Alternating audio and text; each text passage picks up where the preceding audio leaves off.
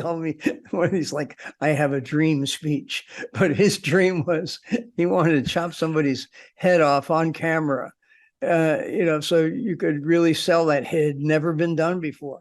This episode is brought to you by the best-selling book, Rise of the Film Entrepreneur, How to Turn Your Independent Film into a Money-Making Business. Learn more at filmbizbook.com. I'd like to welcome to the show, Sean Cunningham. How you doing, Sean? I'm doing great. How are you? I'm doing great, my friend. Thank you so much for coming on the show. I've not only been a fan of that little movie you did back in the 80s with the guy, the person with the hacking and the stuff. Yeah, I'm a fan of that and what you did there. But I mean, when I was in a video store, I worked in a video store from pretty much 88 to 93. Many of your movies were on my shelves, from Deep Star 6 and I did so many movies, Spring Break, and many other ones that you directed and produced, which you've done a couple of. You've done a few things in the business, my friend. You've done a couple of things. I've survived since the 80s. Exactly. So my very first question to you is, how did you get in this business? How did you start? Because you started back in the, if I'm not mistaken, the early 70s producing, right? Yeah.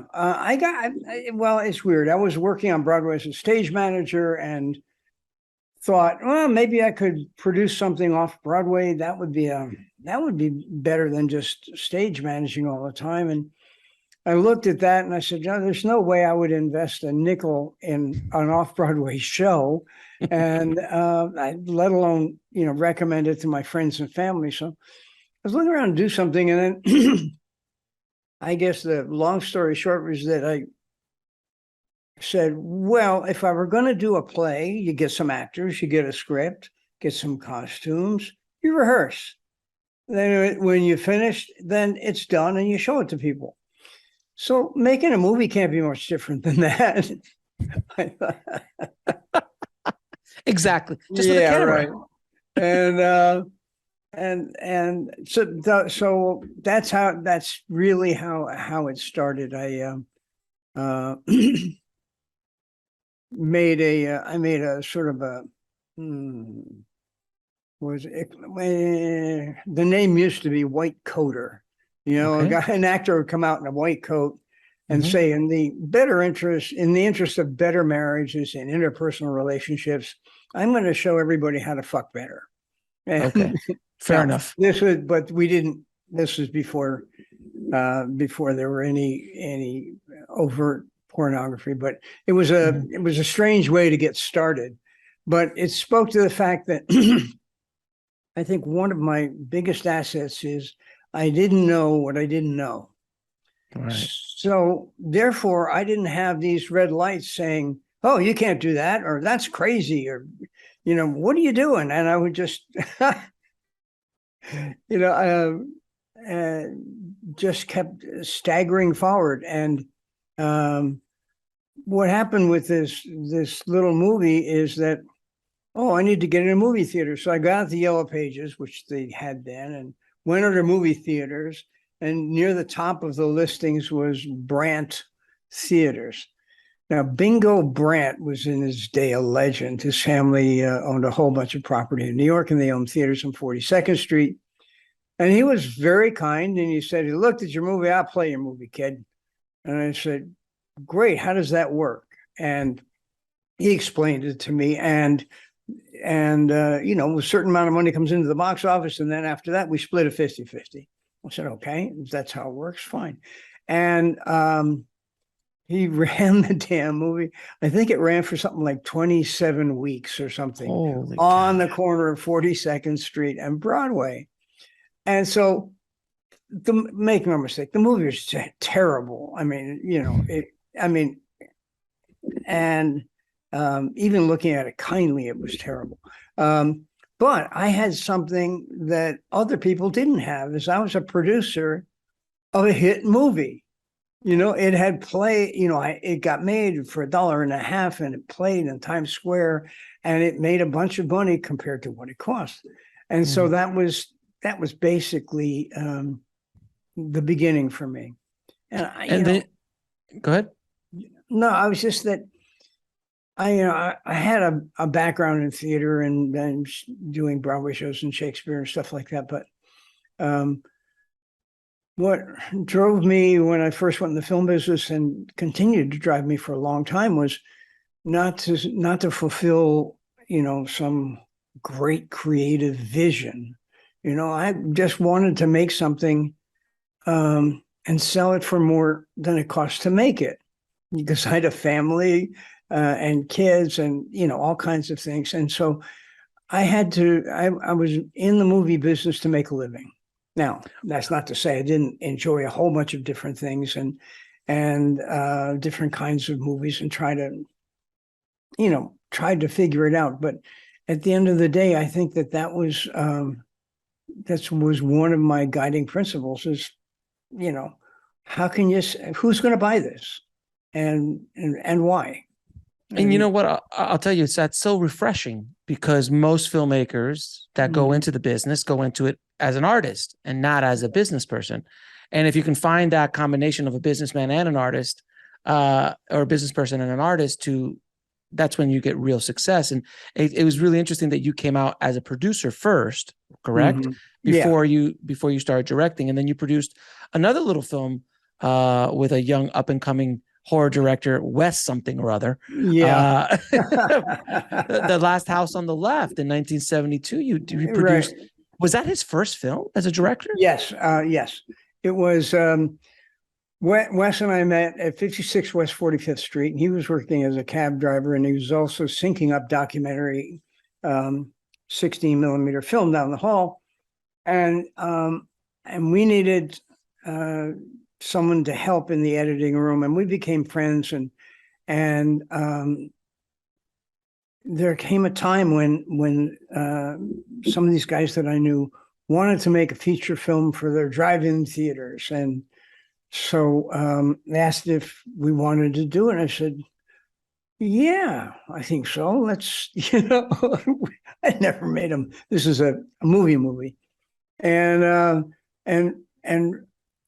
Wes said, "Yeah, I'll write it," because he liked to write. It was one of his things, and so we got the script, which is kind of roughly inspired by Virgin Spring, and it had some this dreadful horrible twists in it, and we just it was like, man, being kids sneaking out at night and drawing graffiti on the walls, and nobody catches you. You go home and do it again. But that was and the picture was turned into sort of a cult film, but at its time it was so disturbing to people who saw it. They wanted to close the film down or lynch the people who made it, and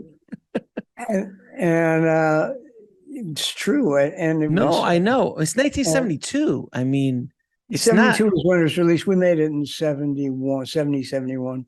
And, right. And it was like, it really becomes, how do you do this? I remember it was shortly after Last House. I went to California to see people in the movies for the first time. And there was a company called American International Pictures. And I met this guy called Sam Arkoff, and he got me onto a few sets. And I came home with these stories, and it included, say, Wes, let me tell you about this. There's a job called script supervisor. Yeah. As far as we were concerned, that was somebody that just took a roll of tape, held it up to the camera, and gave, a clap to sync it up. Or if you had a cigarette, to know how long it was on a certain line. But not only was it a great idea, but I just didn't know that there was somebody that really did that job professionally, and how important that job turned out to be.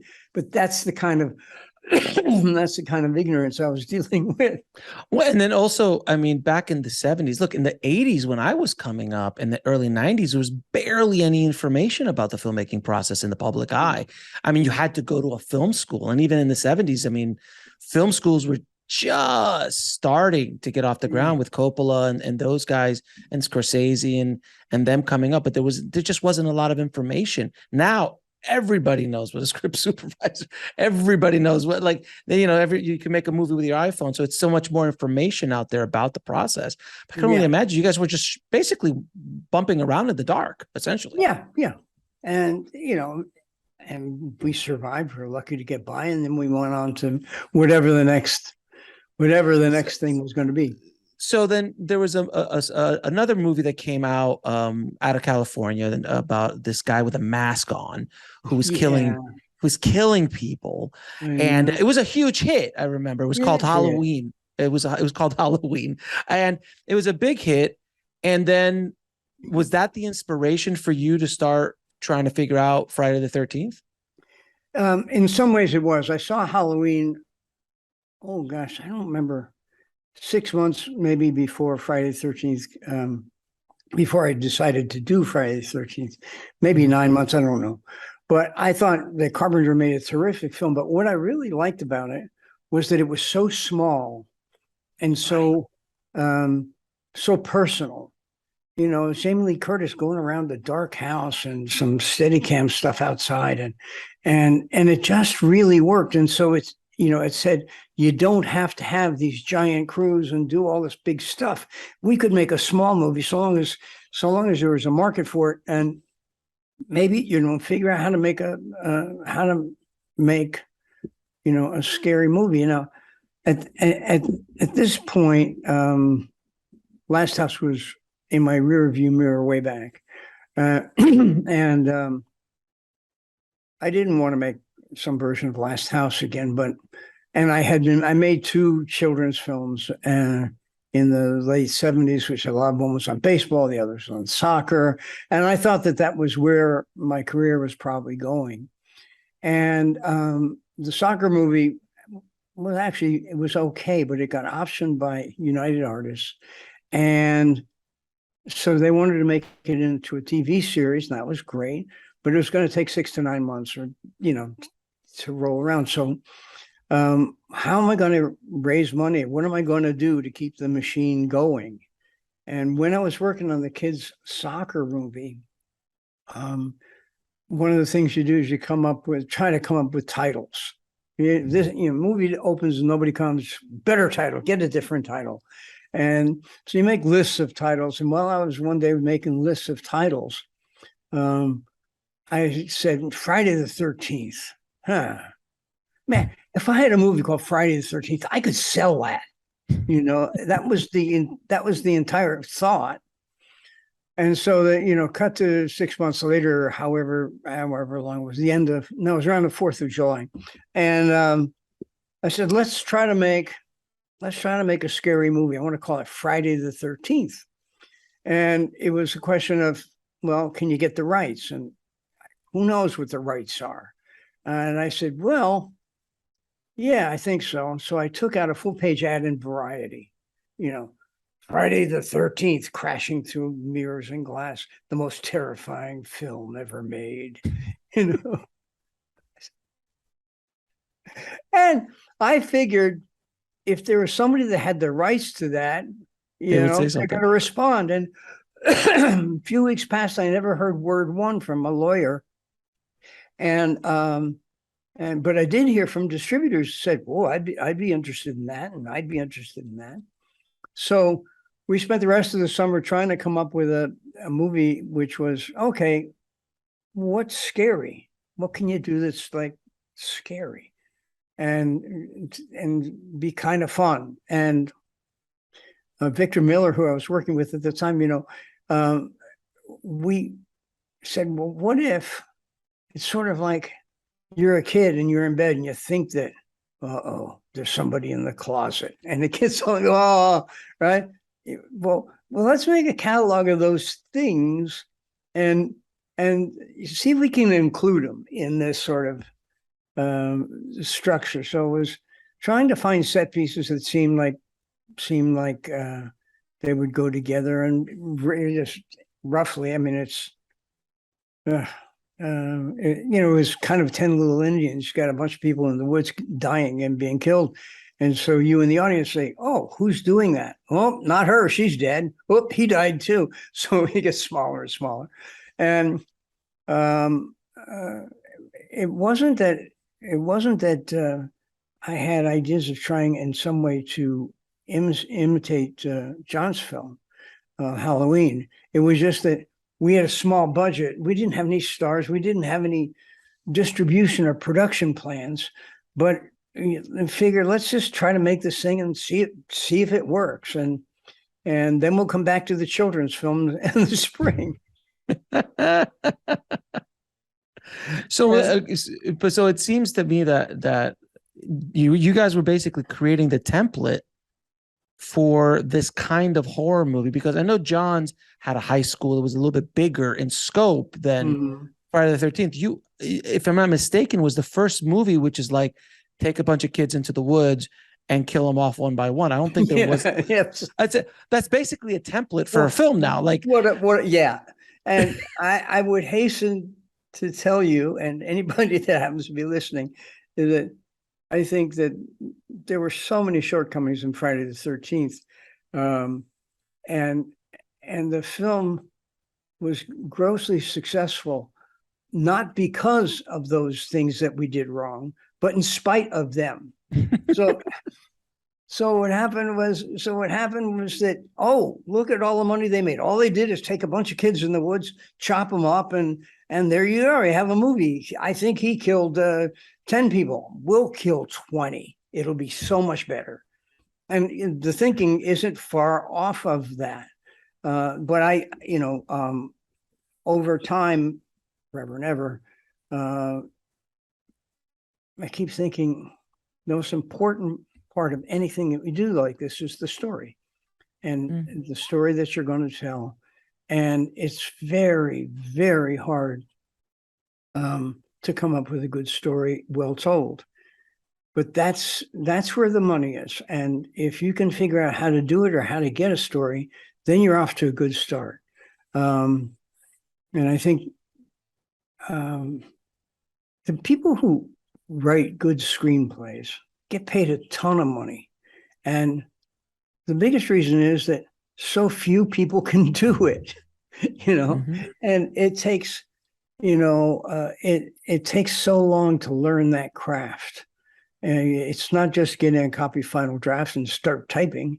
See, it's different than that. So I think that, my advice is, three most important things in a movie are story, and story, without question. And when you're out there making this, again, it sounds like you guys were just literally bumping around the night, no pun intended. Oh, yeah. While you're making Friday the 13th.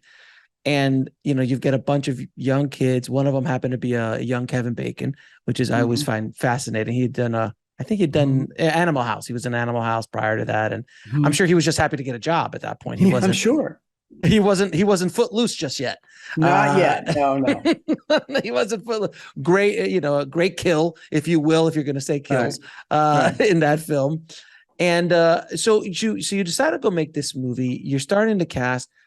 Who gives you money for this kind of film that is not, other than Halloween, been a financial success yet? Because it came out pretty soon right after Halloween, within a year or two, right? Yes. Within a couple of years. So Halloween's the only one that's done, like, broke the, kind of opened the door open about it and said, hey, there's a market here. Who's crazy enough to give you the money to make this right now? What happened was that John's Halloween was a really good movie, but it was in the days of you used to go to a Cincinnati and you'd have 10 prints in the back of your car. Right. And you take out some new newspaper ads and put up posters in the lobby and see if people came. You might have radio ads. You're trying to figure out how to do it. And if it works okay in Cincinnati and you get your 10 prints, or then hopefully 20 prints, you go on to the next market, and now you've refined your sales strategy, and you go to another market, but you never opened wide. That was really never done. The first picture to open really wide in, I think it was 800 theaters at once, was Jaws. Right. And when it came time to figure out what are we going to do with Friday the 13th, I'll back up and tell you that the money for Friday the 13th came primarily from owners of theaters and drive-ins. And we had worked on some other little things before, and I wasn't ever sure if I really wanted to get back into bed with these guys. But I said, what the hell? We'll make a movie and just do it. And so they had relationships with Frank Mancuso at Paramount.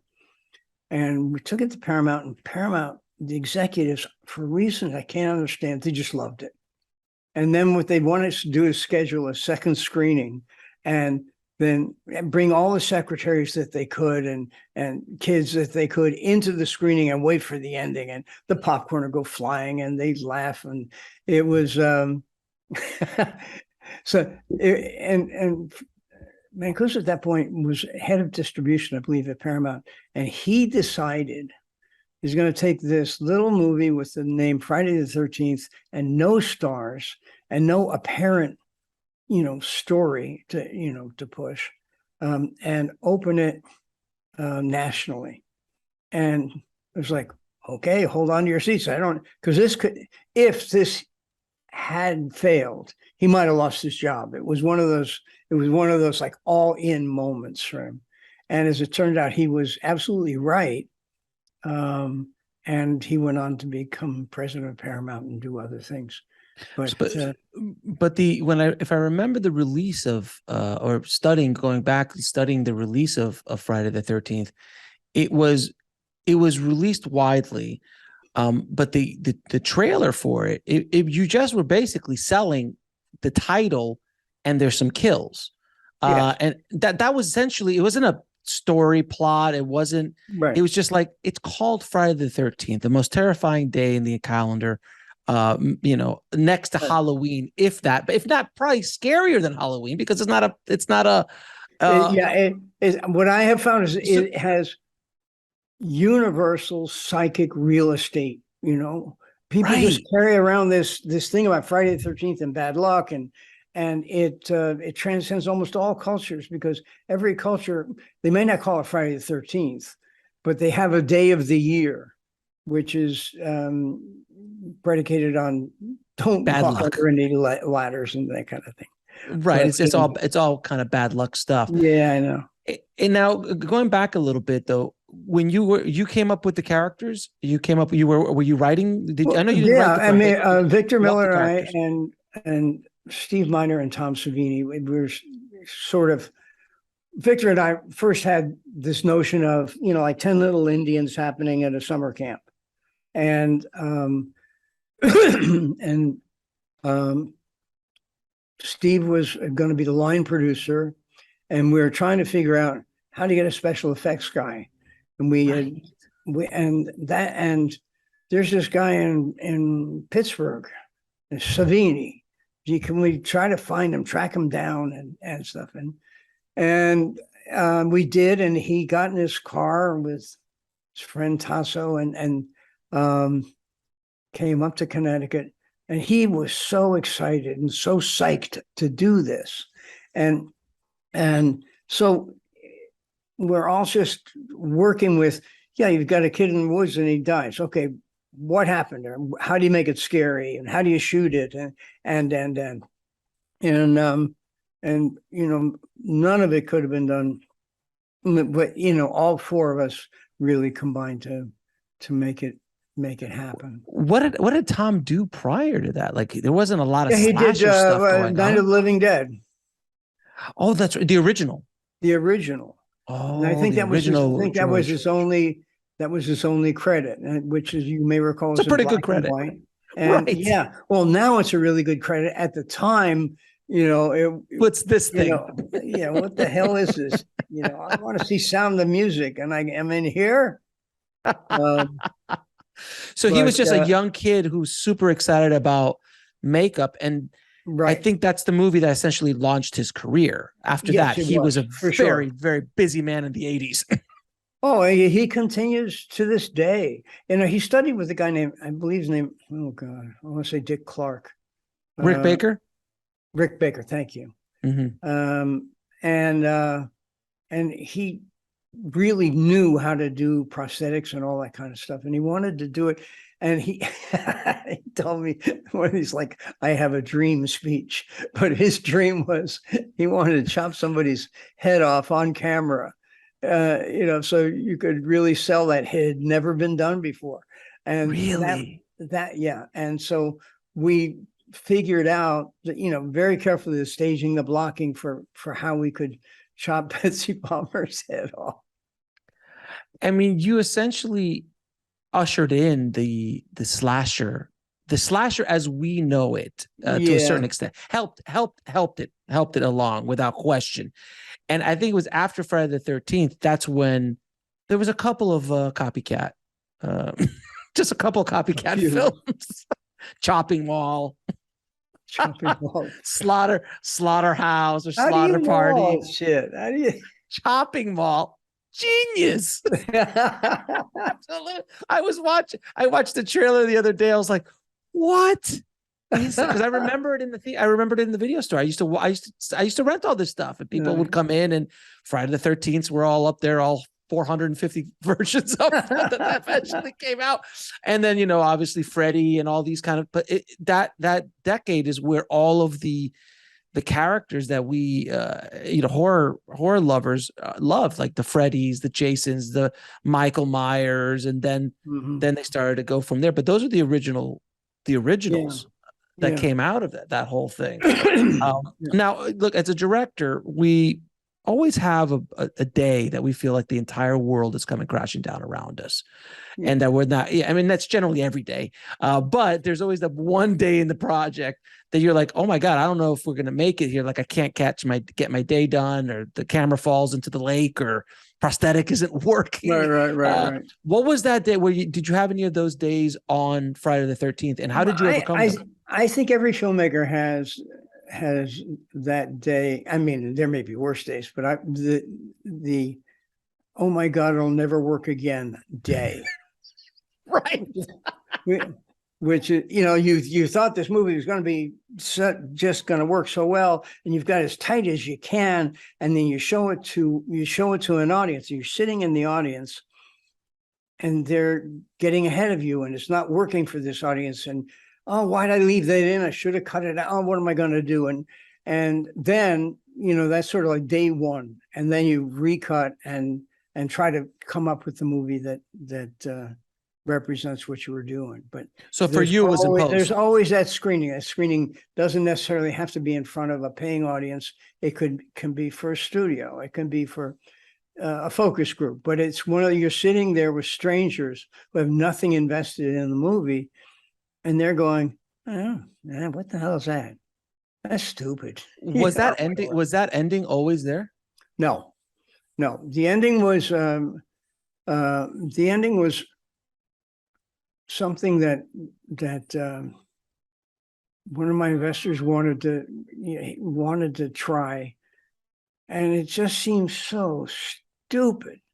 And I mean, this is a reality-based 10 Little Indians thing, and I said, I get it, but I don't know how we can insert it into the movie, because as it was conceived is, she's just there, and the thing that was scripted was everything with her on the lake and the police arriving and everything. And then just, I don't know where this creature comes up out of the bottom and grabs her. It sounds horrible, by the way. As you're explaining it sounds like a horrible idea. And it was. And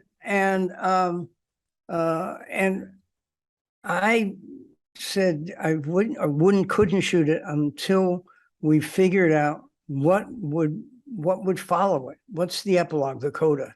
You can't just end the movie with a punch in the stomach like that. It's, no explanations or anything. And once we got this little epilogue with Alice in the hospital bed and dreaming about the things that happened. Did it happen? Did it not happen? And stuff like that. Once you had that, okay, now we have at least a place where it could go. It might be understood. Maybe it was a dream. Maybe it wasn't. And same time, Savini just grabbed a hold of that, and he just he came up with this deformed creature, and it had to work underwater and had to do all those different things, and he he created that that creature, that 12-year-old boy or whatever it was. Mhm.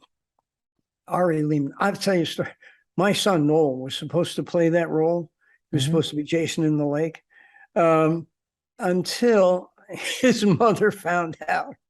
Says, "You are not taking my son and putting him in the ice cold water. That's crazy. You get somebody else." And so that's that's how he that's how he lost the part. He could have had Oh, it. I'm sure, and I'm sure I'm sure he's given mom some hell over the years over that. Oh, over the years, yeah. But at the time, it was like, Oh. oh, good, I don't have to do it. Jesus, that water is so cold. I mean, he could be signing in conventions right now. Oh, yeah. Well, so Right. so with that's one thing that always, it's one of those trivia questions, is like, who is the killer in the first Friday the 13th?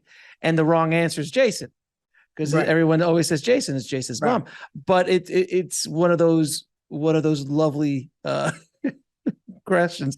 Now, also, I'm sure you've seen Scream at this Oh, point yeah. in your life, at Wes's Scream, and a lot of those rules that he put in the movie, or Kevin Williamson, who wrote it, put in the movie about don't have sex, don't say I'll be right back. All the horror tropes, yeah. All the tropes. Many of those started in Friday the 13th. Am I wrong?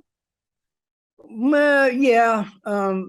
Some of them did. I mean, it's, you got 10 kids in the woods and you're going to chop them up. Okay. What are they going to do? Yeah. And it's, but I think one of the things that happened is that people started to impose a morality on top of it, like, the loose girl and the potheads. Well, they've got to go, because they're obviously the bad people, or Right. who are not behaving well. It's a cautionary tale. So we're going to really be rooting for this one girl, but we're going to kill the others because they're so irresponsible.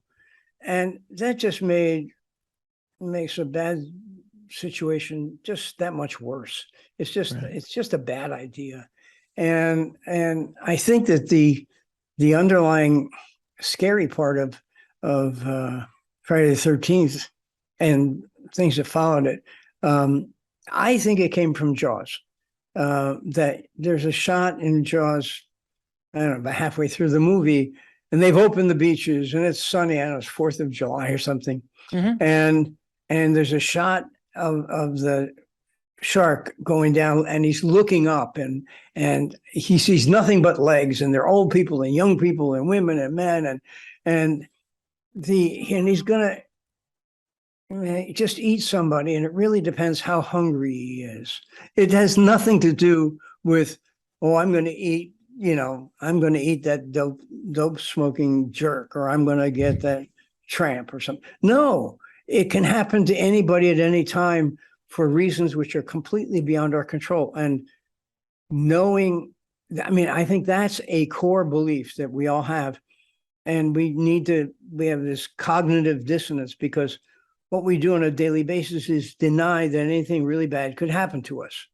Mhm. And on the other hand, there's a part of us that knows it could happen at any moment, the rational versus the irrational, and we're hardwired to ignore it. But nevertheless, it's in there. And it's the dynamic of fairy tales, where you look at something that is true or could be true, and it's really scary. So you freeze up. But when you see it in the safety of a movie theater, or, somebody telling you a story about once upon a time, you get to be exposed to your father dying, or, being abandoned by your parents, or whatever it is that might happen. And you see it so many times. And as you see it, you get a little bit number and a little bit number to the thing that was really so scary to you in the first place. And in a way, it's establishing value systems, and it's a way of teaching you to deal with, or saying that there are tough things you have to deal with in life, and you can do it. Then, and I think that's my understanding about how horror films have, a lot of them were, at their core, they were fairy tales that were It's cathartic. It's cathartic. Catharsis. And there's a book by a guy named Bruno Bettelheim, which called The Uses of Enchantment, which really opened my eyes to this. And it's, anyway, that's no, but you actually answered a question that I was about to ask, which was, why do you think these films have lasted the test of time? Characters like Jason and Freddy and Michael, that we just keep coming back to these monsters, even Jaws, and those kind of. What was about them? What are about these films that people keep watching them, not only again and again, but keep, like, I mean, obviously from Friday the 13th, there was maybe 2, 3, 4, 5 big horror movies. I mean, obviously The Exorcist and all those kind of movies, which were different, but in the slasher genre, it just kept growing and growing. What is it about that genre of horror that people just kept going back to, and in many ways having fun with? Because originally, if I remember, Freddy was terrifying, but then Freddy turned into a comedy routine with some gore eventually. Right. And Jason did too, for that matter. I think what happened, I don't think people keep going back to horror films because of their horror films. They go back to experience, why does a kid say, no, read me the story again from the beginning. And don't change it because, he doesn't like it when you change it. But, from the beginning, I think that some strange things happened to Jason and to Freddy and Michael Myers, I think. But you saw particularly with Jason and Freddy is you went to the movie for whatever reasons. It's going on a roller coaster. It's like, oh my God, oh my God. And, and it becomes kind of a fun, crazy event. And then there's another, and then you start saying, okay, we're gonna have a softball game, Friday the 13th. We're gonna have a softball game. We're gonna choose up sides. Okay, I got the big guy with the mask. Who do you got? The big guy with the mask who doesn't die. That guy. Right. He'll be on my side. Yeah, you can have those 4 football players, no problem. And I think that there's something in the transformation of this, call it Jason slasher, right? Yeah, kind of, and that is that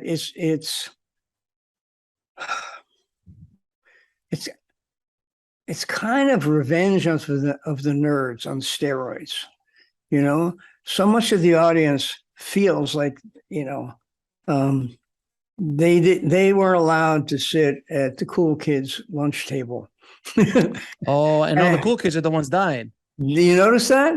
And the same, by the way, same thing happens in Living Dead, where you can shoot the principal of the school if he's got that look in his eye, And there's kind of I think that nobody's ever said that one for one, but I think that's the thing that happens. And so if you're going to go out and experience that, now it's sort of predictable, like a roller coaster ride, where there are going to be things that are scary and bloody and gory, but you can't scare me. Not only that, because I got the big guy on my side. Right. But people that, you know, if you go to a roller coaster ride in Six Flags or someplace, there are going to be a lot of people get on the roller coaster. There's a whole bunch of people sitting on the bench. They don't want to get on the roller coaster, and they're never going to get on the roller coaster. And so that this experience is not for everyone. You can't make it for everyone. You're crazy if you think you can, because you can't. There are people that like the roller coasters and people that don't. And liking the roller coaster has to do with those moments where you have no control and you think that you're in enormous jeopardy, but at the same time you're strapped in and there are bars and harnesses and stuff, but still there's that moment. And and then if you're like a fan, you start putting your arms up in the air. Hey, I'm not afraid of anything. But I don't know. I understand. No, but I understand where you're coming from completely. You're absolutely right. I've never thought of it that way, but that makes so much sense because in a lot of those movies, I don't remember. It might have happened, but I don't remember them killing the nerds. It's always, the beautiful girl, the big jock, those people that the cool kids are the ones that go first. And I don't remember many nerds getting knocked out because you're like, well, yeah, it's the equivalent of kicking the dog. Like you don't do that. You can't kick a dog. You can't kick a dog in the movie because that's the villain. No, I do want to ask you. I do want to ask you, Sean. After the movie comes out, it's a huge hit. It is one of these, biggest independent films of its day. I'm assuming you get a few phone calls. Yeah. And how did the town treat you? And why didn't you keep going down that road? As a filmmaker, because you didn't do the second or third or fourth or any other Jason movie. Why didn't you go down that road where others have? I'm just curious. Well, I mean, if it were to happen again tomorrow, I would definitely, ordered my business life differently. But I didn't, Friday the 13th was you took a bunch of kids in the wood and you chopped them up. I didn't want to do that every year and, find, better machetes. And I wasn't what I wanted to do. Friday the 13th I was naive enough, like I said, my education took a long time, to think that, they said, "Oh, Sean, you made a really, really terrific hit movie and we'd love to meet with you." And then it would always come around to, "So what do you want to do next?" Now, I thought, here it comes. I thought that the guy sitting behind the desk has got a whole filing cabinet full of great scripts. He just hasn't found the right director. And he said, "What do you want to do next?" And my answer was kind of, "I don't know. What do you got?" The only thing that the guy sitting behind the desk wants to hear is, "I'd like to do Friday the 13th every year until I die," and I could have signed up at that point. I had no idea Wow. that was, I thought of Friday the 13th as a sample reel kind of. See, I can direct. You got anything else? Now let me go make real movies in your eyes. Something like that. Yeah. And I'm going to have a script supervisor this time, damn it. I hear they're important. It's fascinating because I've had a lot of people on my show over the years who had these kind of like lottery ticket moments. I mean, you were one of you and John and Wes, you had these kind of lottery ticket moments where you had extremely massive hits. Mm-hmm. And how I've seen a lot of them just go a different direction because like I don't want to do that for the rest of my life. And every one of them said, "If I would have known now, if I would have known then what I know now, yeah, I would have done at least 3 or 4 more, and then retire." Yeah, well, yeah, but you had a hell of a run in the 80s as well. Yeah, I got a lot. I got to make a lot of movies, and Yeah. And you know, the challenge of making any movie is, you know, it's like climbing a mountain. You get together with a bunch of people and you try to do this thing that's really hard, separate from the content. It's just making a movie is just really hard. It's really hard work, and you meet and bond with a bunch of people. And making movies is the fun part of whatever we do. The rest of the time is spent trying to get the movies made, and that Or get goes sold around or the- sold. Yeah. I would, I know that a number of your viewers are probably film students or people relatively new to the business. And you talked about going to film school and so on. What nobody ever tells a film student is you go and you learn about the cameras and you learn it, but now you learn about certain kinds of media and you learn how to make and do all this great stuff. But there are no jobs for you. None. Nobody's going to hire you to do that. If you really want to do that, what you have to do is, along with everything else you've been doing, is learn how to raise money. And it's very difficult. And until you get a handle on that, you're going around, you know, with a script under your arm, trying to get somebody to give you enough money or to make it for you. And it doesn't happen. It only happens if you find a way, you know, and yet being a type A personality is critical, I think. You've got to go out and find a way to get enough money to make it. And if it's $5,000, you take your iPod and you go out, or your iPad, and you go out and shoot it and do the best you can, come back and make another one next week. And the week after that, and week after that, because that's the only way you're going to learn how to do it.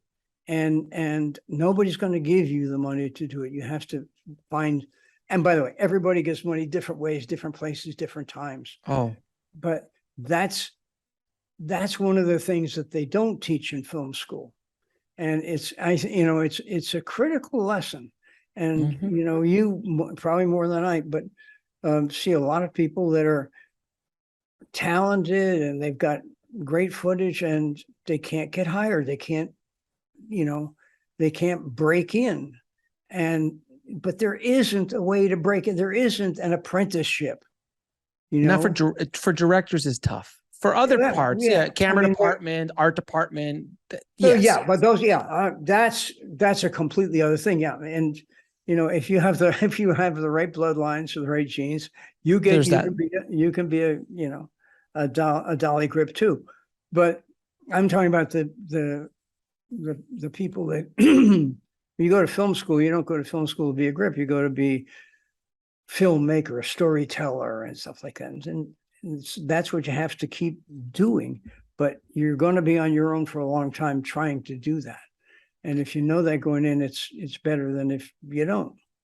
It's really, and I appreciate that, because that's a very wise piece of information there, because I've come to understand, I heard this the other day and I thought this was fantastic and it so perfectly defines our industry, which is, it is possible for anyone to direct a movie, but it's not probable. Okay. Because he's like, there's so much work that goes, because at the beginning, everyone can make a movie. Like, oh, it's possible. Yeah. And now more than ever, more than in your day was much harder to get a movie off the ground. Now you could go make a movie for $3 or $5 grand, and you can. But the probability of that happening is very small, because the amount of work, things have to line up, things have to fall into place. You have to be the perseverance, years, like you said, to get things done. And, you know, I've been in the business now closing in on 30 years. And that is really the definition of our business, because it's possible? Yes, that's what Hollywood sells. Anyone could be a star. Anyone could be a director. Anyone could write $1 million script. Don't forget, and nobody knows anything. And nobody knows anything, but you can win. But the probability of you selling a script for $1 million How many scripts get sold for $1 million? Right. A handful. How many filmmakers make a studio movie? Now, none. Very few young filmmakers make them.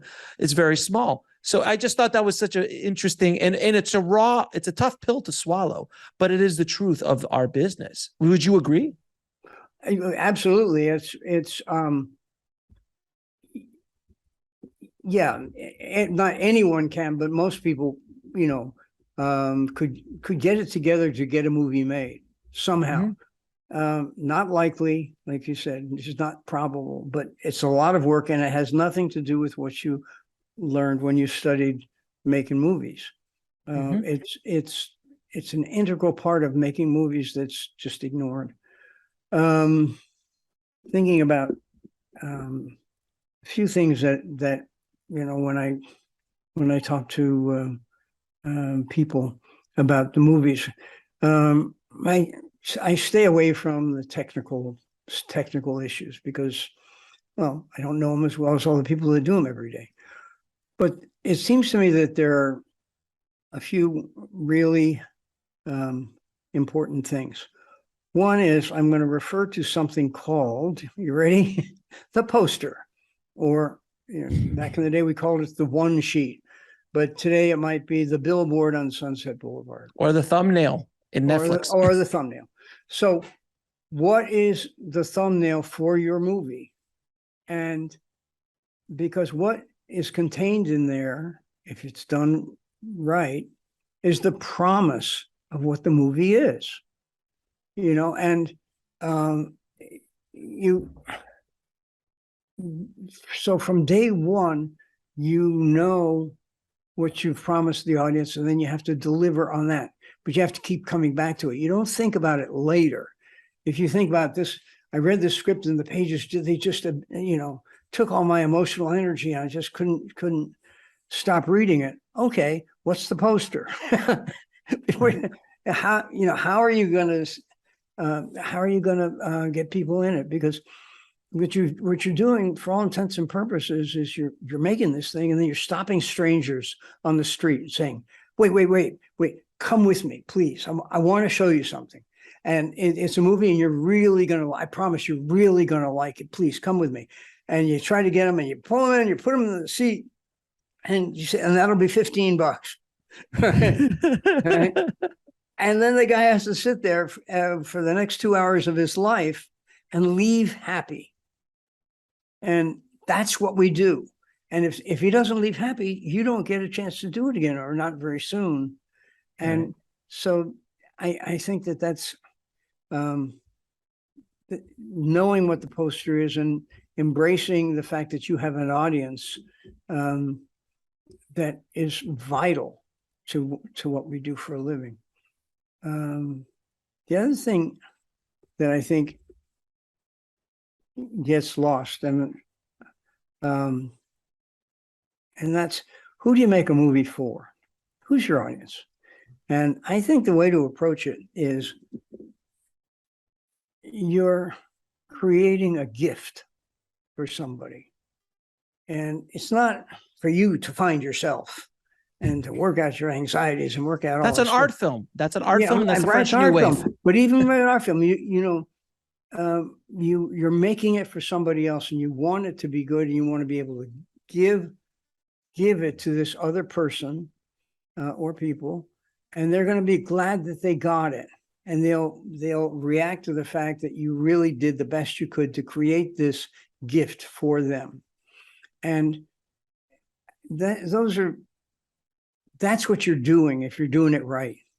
And I know those aren't words you hear very often, but I think they're really critical. Those are fantastic. I mean, those words, I mean, I've been yelling both of those things from the top of the mountain for quite some time now, Sean. It is something that's so important, and filmmakers, they don't think about it. They don't think about the poster. They don't think about the marketing. They don't think how they're going to sell it. And they definitely don't think about the audience. They just think about, I want to make this movie. I want to put this out there. But if you don't think of who this is for, this is an expensive art, man. This is not paint on canvas. This is not writing a book. No, this is an expensive art that takes a lot of time, a lot of collaboration, a lot of things to fall into place for it to be done, period, let alone well.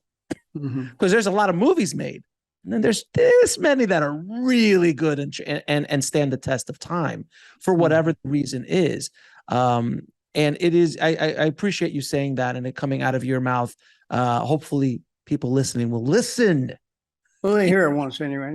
Maybe. But it's interesting, but it's something that needs to be, especially for younger filmmakers or first-time filmmakers, they don't understand that. I wrote a whole book about that, about like understand your niche audience, understand your audience and build a product for that audience, build that thing that serve them and really connect with them. And it is something that is not talked about very often. So I do appreciate you saying that. Now, there is one question I've always wanted to ask. I have to ask this. I need you to get ready. No offense, Charlie. No offense. No, it's not. No, it's not that kind of answer. That's not that question. But I've always wanted to ask this question because you do go to cons, and you go and you sign at cons, and I've been to many. I've signed at some cons. I've experienced it myself, and I've gone to horror conventions earlier when I had one of my first films, and I met a lot of your contemporaries and all that stuff. When you first got called, they say, "Hey, Sean, we want to bring you over to a comic book convention or a horror convention to sign." What did you think? You're like, "What do you?" I tell you exactly. I'll tell you exactly what I thought. Are you out of your fucking mind? You want me? Yeah, well, I wasn't. It's like that's if you hit 62 home runs in a baseball season, okay, go sign up baseball. Right. But I'm just a guy, and to charge somebody for signing something seems crazy, and so I didn't do it, and I still do not many, but I really enjoy it because I get to better understand people that are fans of the genre, and you get it's really kind of good for your it's good to be reminded of the people that are out there, and that they're often really nice people. Oh, they're comic book and horror. They're such sweet people. Most of them I've ever met. And Wes referred to them as wearing urban camouflage. Yeah, they don't, they don't want to stick out, and they want to be with people that share their values and their sense of fun and entertainment. But there's kind of a uniform, so that if you are one of them, he's our kind of people, and you learn that. And I like interacting with the fans, and it means so much more to them than it does to me. Right. No, I understand. That completely. And so the notion of selling your signature just strikes me as goofy. It is a little goofy, and I remember I was at I think the San Diego Comic-Con, and I went to talk to an actor, and I won't say the name because I'm still a fan, but he was just sitting at a booth by himself. It wasn't even an autograph scenario, and I had a statue of one of the characters he played. This is years ago, and I go, "Hey, can you sign this?" And he's like, "If you want it dedicated, it's $275. If you want it non-dedicated, it's $450." And I'm like, I'm just a fan, man. I'm not selling this. I'm just a fan. He's like, "Yeah, that's the price." I'm like, wow. Okay. So there's a dark side to this as well sometimes, but it wasn't even, he was just sitting in the corner by himself, like not even in an autograph scenario, but it was interesting. It's such an interesting, there's been documentaries on cons and that whole subculture and stuff, but I always wanted to ask someone like yourself, what did you think when they first asked you to sign something and get paid for it? Yeah, it just seemed, Loony. yeah, My name is not Mickey Mantle or Tom Cruise. right. You know, it's like, do you remember? I thought, remember those? There's a TV show where you Hollywood Squares. Yeah, I remember. Yeah, And you get the it's like tic-tac-toe, but right, and there are individual personalities in each of the boxes, right? And most of them were famous for being famous, not because they did anything. You know, what was O.J. Simpson's houseboy, Kato Kalin? He became famous for living in the guest house. You want to hear a funny side note? When I moved to LA, my second home was a townhome in Toluca Lake, and I lived across the way from Kato Kalin. He's a very sweet guy. Yeah, and you went straight to the top.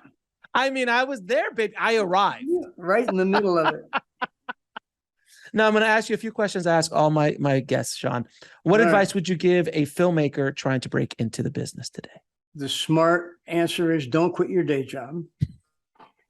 But I think that what this has become is something that you love to do. And this has to do with acting or directing or any number of different things. And it's quite possible, as you say, to do this with the very limited resources that we have at our fingertips, and do it and enjoy it. But do that in the same way that you might enjoy, I don't know, playing softball with the guys over the weekend.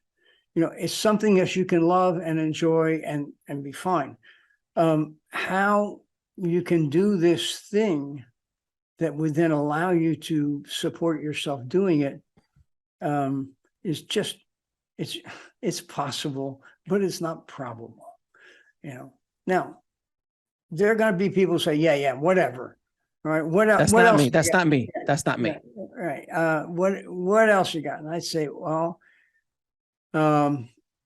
story.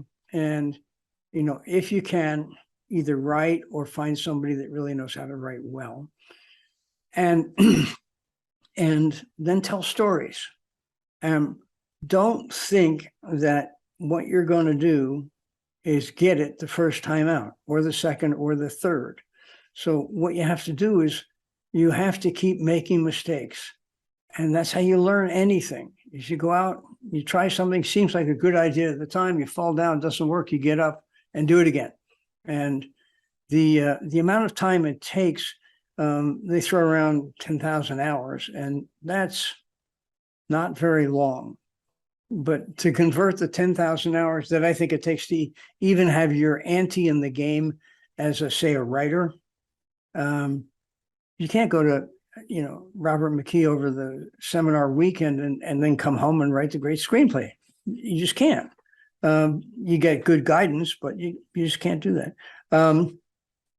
But you have to, if 10,000 hours is, let's just say you don't know anything about carpentry. You know, you've looked at cabinets your whole life. You know exactly what cabinets look like, but you don't know how to make them. So you apprentice yourself to a master carpenter, and he teaches you, and you work really hard, 5 days a week, and Christmas off. And after 4 to 5 years, depending, you will have put in your 10,000 hours. And at that point, maybe you can make one of those finely fitted cabinets and know how to stain it. Because that's all you've been doing for the last 5 years. And it's only 5 years. I mean, if you did that when you were 17 or 18 years old, you come out at the age of 23 as a fine cabinet maker. And then you keep building on that. But there's a great deal of, I think there's a great deal of time and effort that has to be put into learning the craft. The art comes at the end. And, you know, 90% of what we do is a craft. And it's like any other craft. It has to be studied and learned, and you have to do the heavy lifting, and you can't start as a star.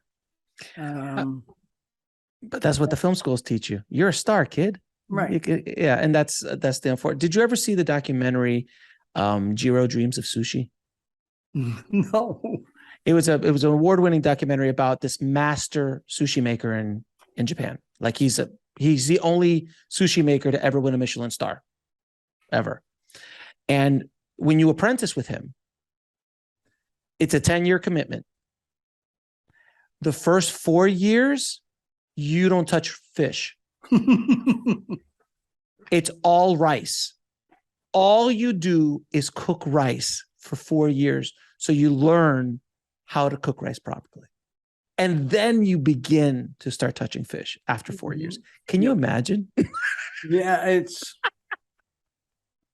oh gosh. It was such a brilliant, but it's such a great thing. It's like, if you want to be a cinematographer, you just want to get on set and start moving lights around and start moving the camera. I'm like, no, you've got to learn so much technical knowledge. And you only learn it by doing it. Absolutely. You can't read about it. You can't watch about it. And I think that,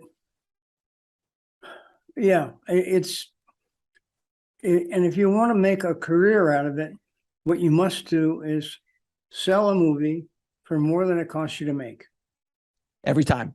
Roger Corman style. And that way you get to make another movie. And that seems overly simplified, but that's got to be at the core of what you're doing if you're trying to make a career out of it. But you don't have to. You can get yourself a camera and a microphone and go shoot whatever you want and play with it and come up with all kinds of things, show it to your friends, go to film festivals, all that stuff. And you can, certain people will come out with, I don't know if it's going to be great art, but it could be really good stuff. Right. But they're not trying to make a living doing that. You've got to have your day job or marry very well. But, That's amazing. Great advice. I've had that. That's some advice I've had. And like, I talked to one director and he said, I go, what's the advice you give filmmakers? Marry well. That's what I, that's what I did. And my wife helps me pay for all of my movies. So now, what is the lesson that took you the longest to learn, whether in the film business or in life? For me, it's not learning, but it's one of those things you try to do. You try to do the right thing. You don't always do the right thing. And nobody goes through life without making mistakes and having regrets, but you stay on the road and you do the next right thing. Whatever you did yesterday is yesterday. So good. And that's a lesson to be learned every day, but that's what you try to do. And last question, 3 of your favorite films of all time. Oh, so they go all over the place, but I would say Love Actually. So good. The Lion King, and in genres, I remember seeing The Alien, the Ridley Scott original, and that was just so good at what he did. He was trying, and he just all of those were for me home runs. I can't disagree with any of those choices, sir. Right. They're all excellent choices. Sean, I appreciate your time, my friend. Thank you so much for coming on the show. It has been such a pleasure and honor talking to you about. You're very nice to say that. I hope you got some. We got something. I think we got a couple of gold nuggets in here. You can probably trim this down to a nice, tight 7 or 8 minutes. And I appreciate it's really gonna, and some music, a few sound effects, and obviously, and a good kill, and then we're good. Then I could sell it. Then you can sell it. Sean, I appreciate you, my friend. Thank you for everything. Okay, well, thank you very much, and we'll talk again, I'm sure.